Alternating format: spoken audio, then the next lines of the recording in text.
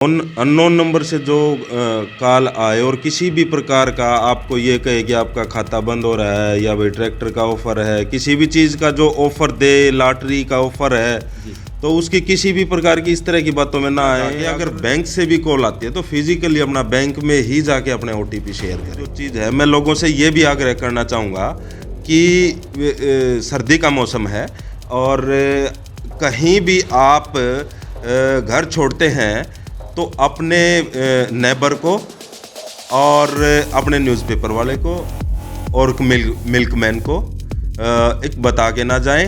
मान ले किसी के साथ ठगी हो जाए तो मतलब कैसे बचें, मतलब ठगी होने से? ठगी की तो साहब यही है कि किसी भी प्रकार की फेक कॉल, लिंक ये आए, ये अटेंड ना करें, ना किसी की बातों में आए। देखो फ़ोन पे ठगी के तरीके दिन प्रतिदिन बदल रहे हैं। नमस्कार, कैथल खबर से मैं विक्रम यादव। ऑनलाइन के डेली जो ठगी के मामले हैं बढ़ते जा रहे हैं। ऑनलाइन ठगी किस प्रकार से होती है और कैसे इस ऑनलाइन ठगी से बचा जा सकता है, हमारे साथ सिटी थाना प्रबंधक देवेंद्र सिंह जी मौजूद हैं। आइए उनसे जान लेते हैं कि किस तरह से जो ऑनलाइन ठगी होती है लोगों से और कैसे इससे लोग बचें। तो ये बताएं कि ऑनलाइन ठगी क्या है? ऑनलाइन ठगी जो ये फेक कॉल्स आती हैं वो लुभावने ऑफ़र देते हैं। लुभावने ऑफ़र में जो विक्टिम है वो आ जाता है और वो उनसे शेयर करके बातों में लगा के उस पे लिंक भेजते हैं और लिंक ओपन के लिए उसको बोलते हैं। लिंक ओपन जैसे ही लिंक ओपन होता है उसके अकाउंट की जानकारी जो है उनके पास चली जाती है, ठगों के पास। तो इस प्रकार की मेरा एक जागरूकता के पर्पज़ से भी आमजन से यही अनुरोध है कि किसी भी प्रकार के जो मैसेजेस आते हैं और जो कॉल्स आती हैं उनको किसी भी प्रकार के लिंक को ओपन ना करें और अगर कोई ओपन हो जाता है तो उसकी एक नंबर जारी किया गया है, उस पे इसकी तुरंत शिकायत करें। इससे आप बच सकते हैं। जी सर, अपने किस तरह के मामले अब सामने आए लेटेस्ट में अगर देखें तो? जो अब तक हमारे पास शिकायतें प्राप्त होती हैं वो कोई सरकारी कर्मचारी बन के अपनी जैसे सोशल मीडिया पे फ़ोटो डाल देता है, अपनी जैसे फ़ौजी की फ़ोटो लगा के भाई मैं इसमें फ़ौज में हूँ और मेरे को जो है ना 20,000 रुपये की सख्त ज़रूरत है, कोई मेरे रिलेटिव का एक्सीडेंट हो रहा है, आप इसे मेरे उसमें अकाउंट में पैसे डलवा दीजिए, ये मेरा नंबर है, गूगल पे है इस पे और मैं आपके वापस इसमें डाल दूंगा। तो इस प्रकार के उसमें विश्वास में लेके तो वो पैसे डलवा देता है विक्टिम। और इस तरह की शिकायत है। और दूसरा OLX पे भी भाई ये ट्रैक्टर एक ऐड डाल देते हैं कार की, ट्रैक्टर की, वो देख के लोग थोड़े से इसमें आ जाते हैं और रेट कम डिसाइड कर देते हैं।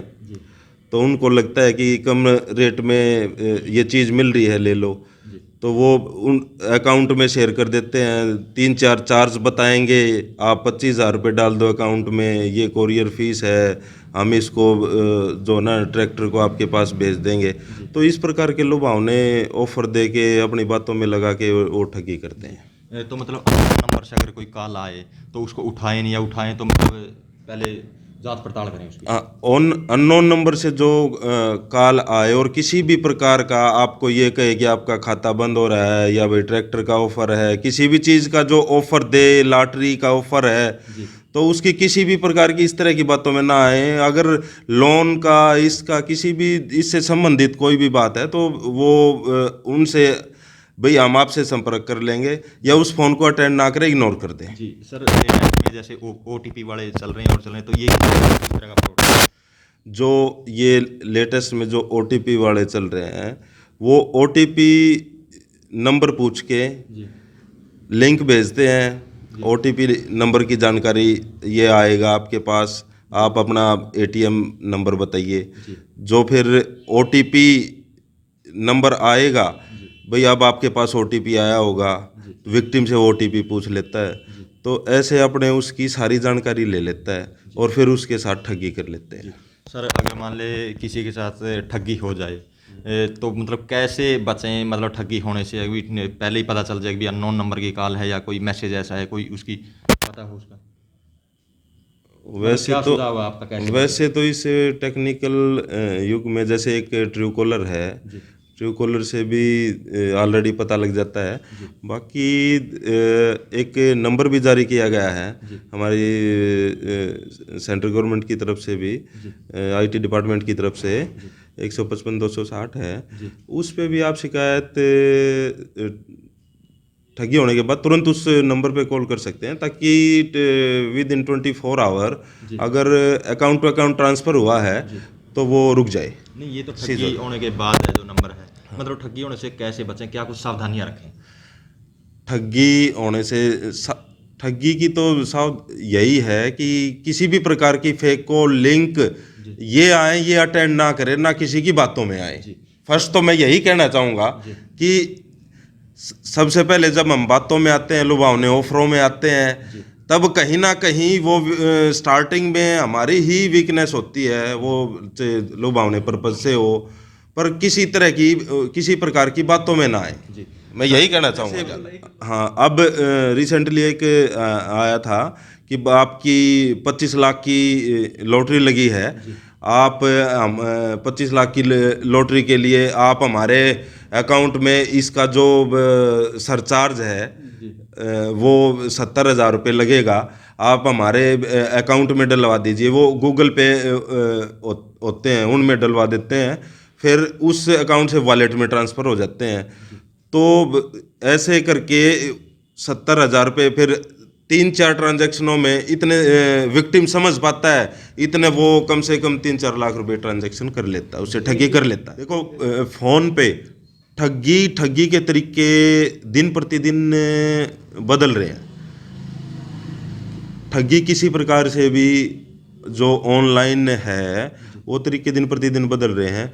बूस्टर डोज वाला इस तरह का हमारे पास अभी तक तो मेरी जुरिडिक्शन में मेरे पास इससे संबंधित कोई अभी शिकायत प्राप्त नहीं हुई है। बाकी ओटीपी अगर किसी से भी शेयर ना करें, फिजिकली अपना जाके, अगर बैंक से भी कॉल आती है तो फिजिकली अपना बैंक में ही जाके अपने ओटीपी शेयर करें। जी सर, अगर मान ले किसी के साथ ठगी हो जाए तो कितनी देर बाद पुलिस को शिकायत करें और कितना क्या कुछ टाइम होता है ताकि वो जो पैसे हैं रुक जाएं, कोई मतलब कॉल फ्री नंबर हो? जैसा कि मैंने आपको बताया कि टोल फ्री नंबर भी इसका जारी किया है, इसका 24 आवर तक का टाइम है कि अगर शिकायत या आप टोल फ्री पे कर देते हैं तो बैंक को इसमें इंफॉर्मेशन मिल जाती है विक्टिम का जिसमें अकाउंट होता है। अगर उस अकाउंट से और जो बंदे ने अकाउंट बताया है उस अकाउंट में प्रोसीजर बीच में अगर पेमेंट है तो वो पेमेंट रुक जाती है उनके पास बैंक के पास इंफॉर्मेशन जाने के बाद, तो उससे बचा जा सकता है। बुजुर्गों के जो 1-2 मामले हमारे पास ऐसे आए हैं उनके बारे में यही कहना चाहूँगा कि 1-2 ऐसे एक्टिव हैं एरिया में जो बुजुर्ग महिलाओं और बुजुर्ग पुरुषों को ही अपना टारगेट बनाते हैं। तो बुजुर्ग अगर स्कूटी, साइकिल, पैदल अगर कहीं भी जा रहे हैं और उनसे कोई भी अननोन आदमी आके किसी भी तरह की बातें करता है, या स्कूटी पे जैसे आपका अंकल जी स्कूटी पे टायर पंचर हो गया, या भाई आप पीछे वो सब्जी वाले के पैसे नहीं दे के आए, किसी भी तरह की बातों में लगाता है, तो उनके बहकावे में ना आए। यही मैं एक मैसेज देना चाहूँगा बुजुर्ग पुरुषों और महिलाओं को, किसी अननोन आदमी से बात ना करें इस तरीके से बातों में लगा के, और वो ऐसे वो करके उनसे जैसे उनकी कोई कीमती जैसे अंगूठी वगैरह डाले हुए हैं, अंगूठी बातों में लगा के अंगूठी निकलवा लेते हैं। बुजुर्ग थोड़े से मेमोरी वाइज और उससे तो थोड़ा सा होते ही हैं, और वो जल्दी इमोशनल भी हो जाते हैं और वो इस चीज़ के शिकार हो जाते हैं। देखो, बाइक जो चोरी की घटनाएं हैं उन पे तो हमारी उस पे काफ़ी अंकुश लगा है। हमने जो हमारे पॉइंट्स थे बाइक चोरी के, उन पे हमने अपनी पुलिस विजिबिलिटी बढ़ा के इसको काफ़ी हद तक हमने कंट्रोल कर लिया है।